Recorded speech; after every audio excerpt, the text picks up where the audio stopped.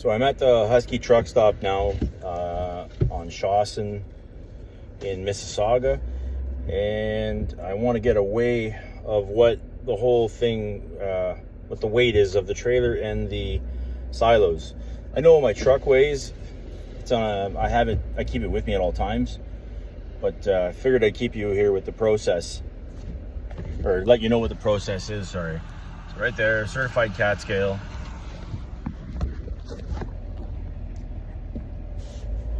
I just got to position myself onto the scale.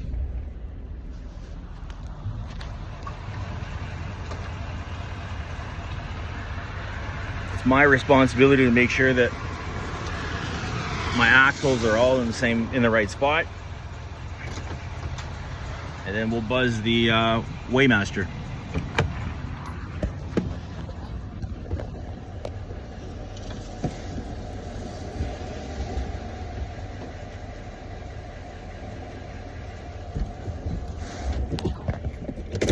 Just got to pull up a foot.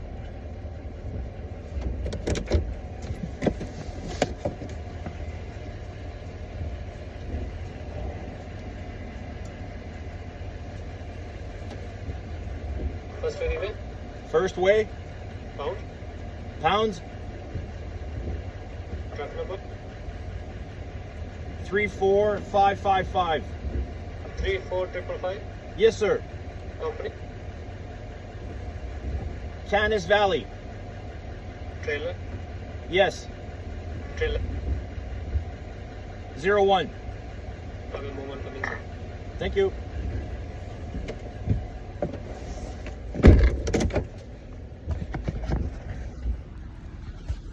All right, so now we go in and pay and get our ticket.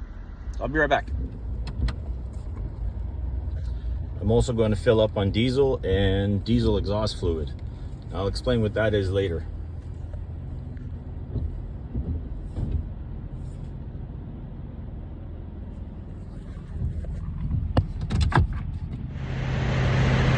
I'm just fueling up now. So when I left CDL in Oro Medonte, I went to the Esso and it was $1.88 a liter for diesel. So I only got enough to make sure I was good to get back to Mississauga, and now I'm filling up at 173. So so far I'm gonna see what it's gonna cost me to fill up, but I think I'm at $60 today, plus it cost me $210 to fill up the other day. So about $270 is what it cost me for diesel to go get these two silos. So up to Proton Station, back to Mississauga Brampton, up north again today, and then back here. So that doesn't include the extra fuel it's going to cost for the weight to get these to this trailer, this load, back home to Canis Valley. So I love talking about this because it shows the transparency of what's involved in making maple syrup. I enjoy it very much, but this is why it's a year-round operation, as you can tell. So I'm really happy with my new truck. Oh, air brakes. Really happy with my new truck. It's handling the weight really, really well. The horsepower is great. So, and $177 is what it's going to cost at least to fill this. For those of you that don't know diesel foams up a lot. So as you're filling, you kind of got to give it a good 20-30 seconds. Let the foam go down, and then look, I just put another $10 of fuel. I know we all like to add those little extra shots with gas, but with diesel it does actually foam and go back down.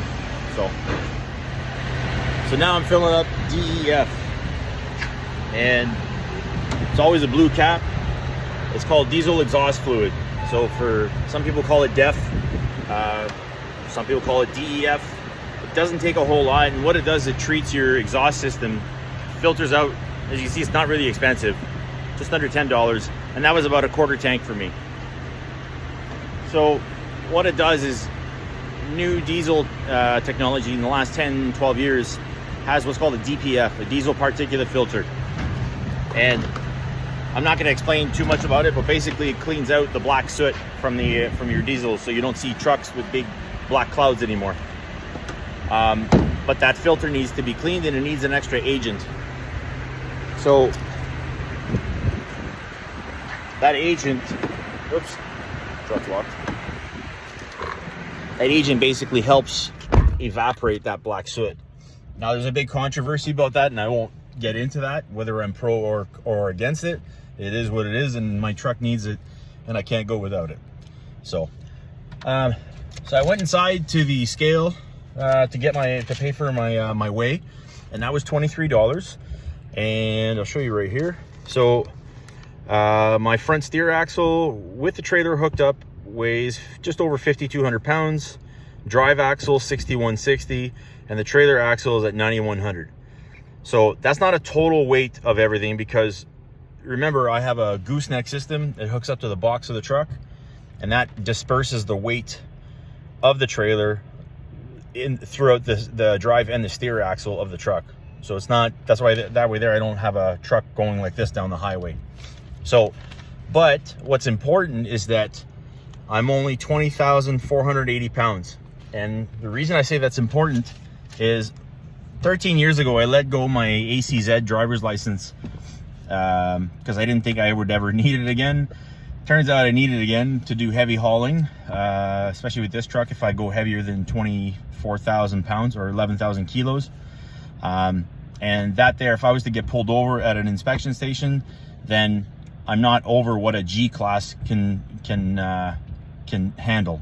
So if you look at your back of your Ontario driver's license, if you have a G-class, you'll see it says maximum 11,000 kilos, or with a maximum total trailer weight of 4,600 kilograms.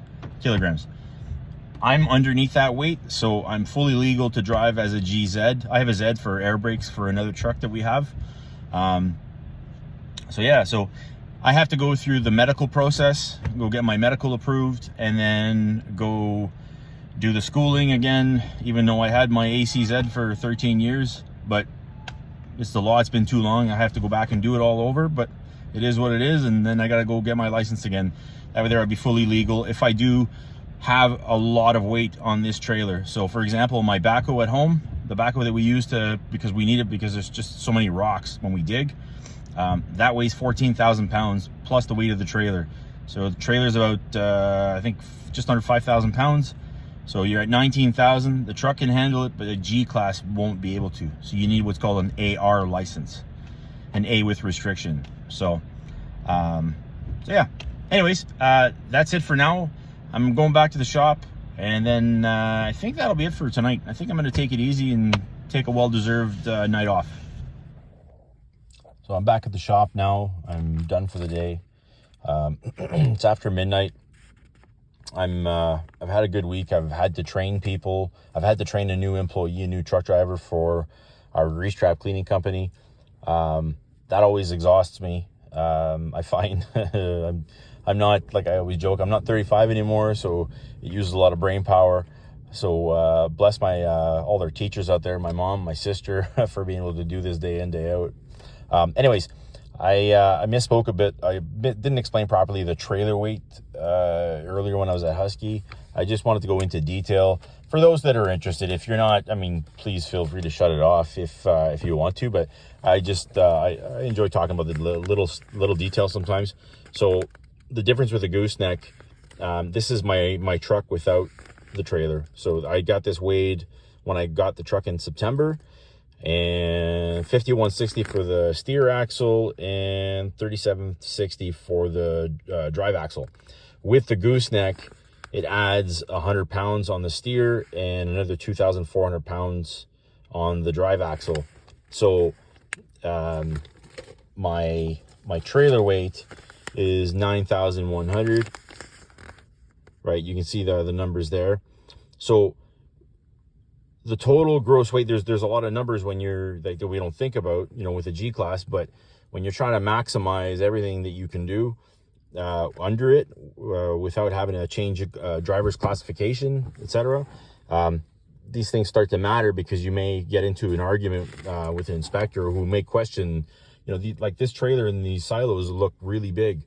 but they don't weigh as much as they look, as big as they look. So I get this to that way there, if I get pulled over and he looks at my license, says, okay, GZ, what are you allowed? Well, my trailer, I'm not allowed to haul more than 10,200 pounds. So the back of your driver's license says 40,600 kilos, which translates to 10,200 pounds. So I've got about 1,100 pound leftover weight that I can put on that trailer until I'm over my G-class limit. And then 11,000 kilos times 2.2 is, I think, 23,500, close to. So I've still got some weight there, some 3,000 pounds to go to maximize my G-class. So I'm good to go with this pickup truck and this trailer. Now this truck can haul 40,000 pounds.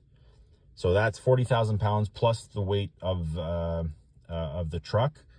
Like that's towable 40,000 pounds plus the weight of the truck. So another 8,000. So like they're really making these pickup trucks serious hauling machines. So that's why the Ministry of Transportation really had to change things 7 years ago, 2016. Yes.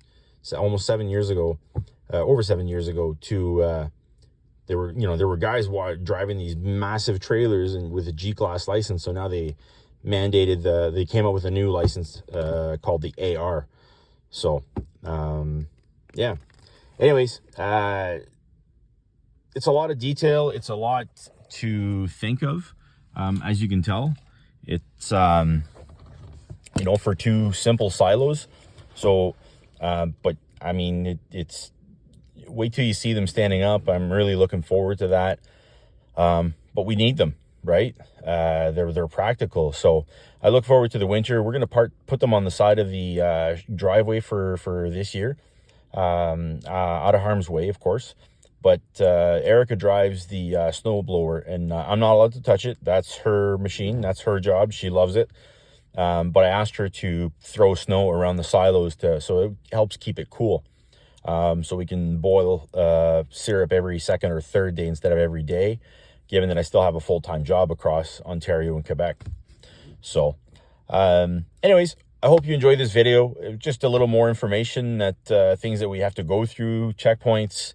You've got to fuel often. We didn't hit any weigh scale stations today, which was great. Those are time consuming. They can be. Sometimes they can just wave you through after they've weighed you. They run your plates quickly in the computer. And sometimes there's an arrow that says come in. So you go through a whole inspection process. You have to show paperwork.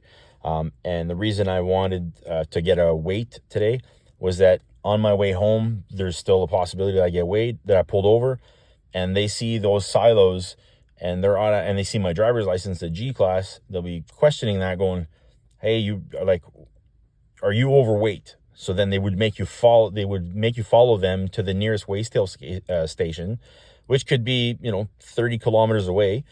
And this way here, I have a certified document with me to state that, hey, I'm legal, I'm within limits. I'm not even close. Like 3,000 pounds is a lot of weight to go until I'm over. So at least I have that.